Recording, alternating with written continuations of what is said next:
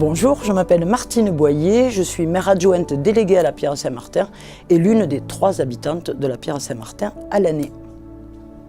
Alors la station de la Pierre-Saint-Martin, c'est une petite station située à l'ouest de la chaîne des Pyrénées, donc très proche de l'océan, on disait 60 km, 100 km à vol d'oiseau peut-être.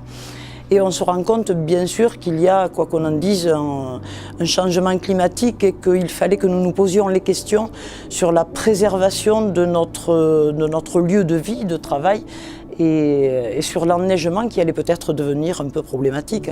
Alors en se lançant dans ce label Flocon Vert, on sait très bien qu'on ne va pas changer la planète, mais si on peut au moins essayer de préserver notre environnement localement et apporter un petit peu notre pierre à l'édifice, si toutes les stations se mettaient à avoir ce genre de démarche, peut-être qu'on serait un petit peu efficace.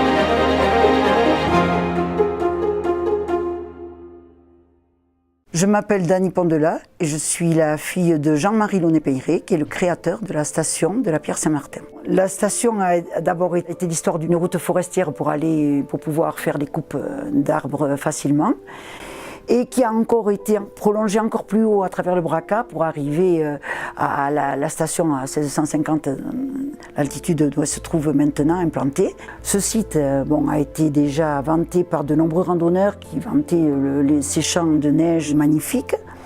Et l'idée a germé donc de faire une station en 1960-61. La municipalité a construit en suivant trois petits téléskis, le Massaret, l'Arlas, qui était un peu plus haut, et le Mont-Royal.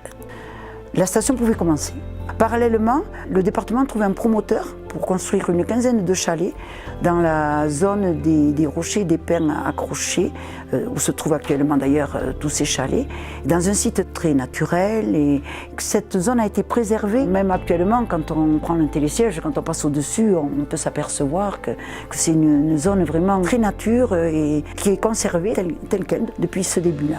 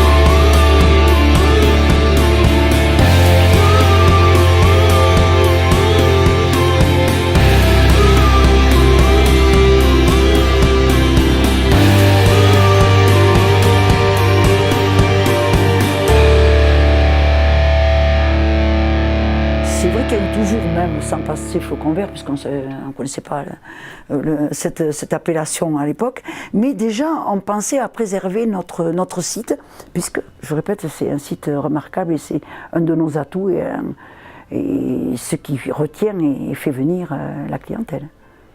Pour les remontées mécaniques, donc, on a travaillé sur l'optimisation des vitesses par remontée afin de sensibiliser bien les conducteurs des remontées qui gèrent la vitesse en fonction de la fréquentation de la journée.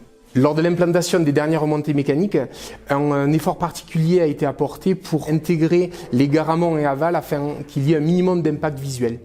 Sur le damage, on a aussi travaillé sur la formation des dameurs avec des formations en éco-conduite. On récupère les eaux pluviales des bâtiments, donc ce qui permet de recycler les eaux pluviales pour la production de neige de culture. Ça fait plus de 10 ans qu'on a pris conscience de l'impact qu'on peut avoir sur le milieu naturel, alors à notre niveau, mais on essaie de limiter au maximum sur notre activité quotidienne. Et le flocon vert vient récompenser tout le travail qui a été fait collectivement.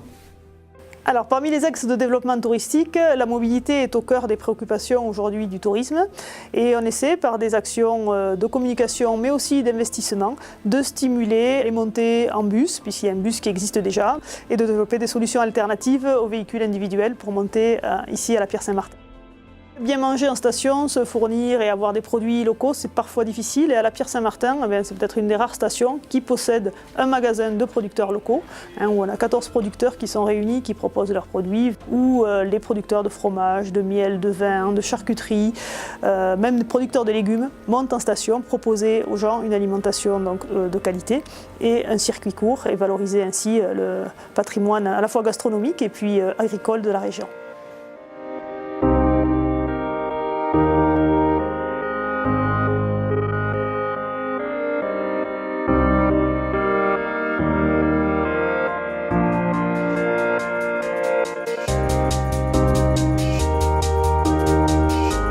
La Pierre Saint-Martin che è una montagna straordinaria, che è vera in estiu, che è vera in inverno, che è importante aiuto di proteggere questa montagna, perché abbiamo qui un capitale ecologico, un capitale naturale che è eccezionale e che invita il mondo a bene vedere questo paese da planeu e senza la neu também.